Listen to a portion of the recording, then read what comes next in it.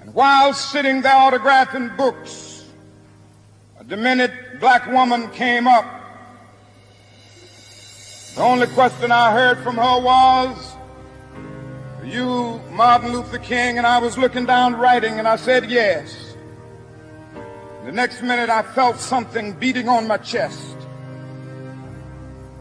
Before I knew it, I had been stabbed by this demented woman. I was rushed to Harlem Hospital. It was a dark Saturday afternoon. That blade had gone through, and the x-rays revealed that the tip of the blade was on the edge of my aorta, the main artery. And once that's punctured, you're drowned in your own blood. That's the end of you. It came out in the New York Times the next morning that if I had merely sneezed, I would have died. Well, about 4 days later, they allowed me, after the operation, after my chest had been opened and the blade had been taken out, to move around in the wheelchair in the hospital.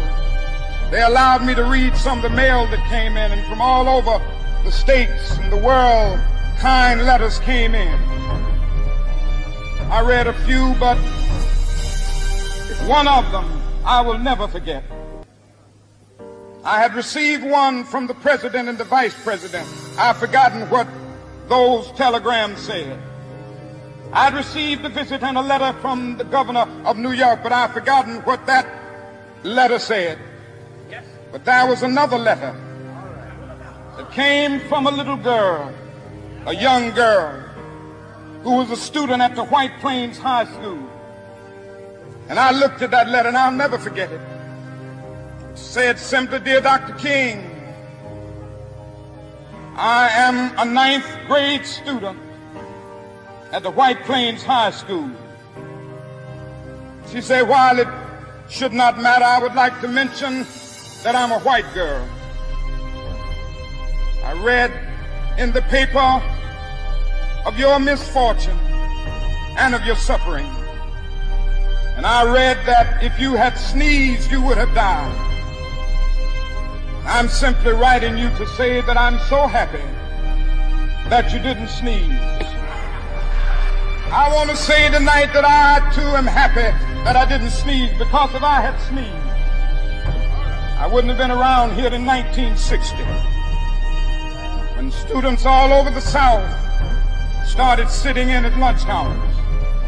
And I knew that as they were sitting in, they were really standing up for the best in the American dream, and taking the whole nation back to those great wells of democracy which were dug deep by the founding fathers in the Declaration of Independence and the Constitution. If I had sneezed, I wouldn't have been around here in 1962. The Negroes in Albany, Georgia, decided to straighten their backs up. And whenever men and women straighten their backs up, they are going somewhere, because a man can't ride your back unless it is bent. If I had sneezed, I wouldn't have been here in 1963.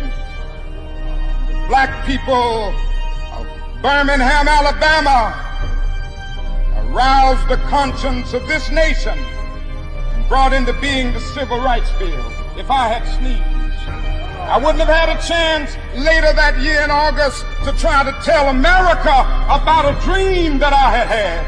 If I had sneezed, I'm happy tonight. I'm not worried about anything. I'm not fearing any man. Mine eyes have seen the glory of the coming of the Lord.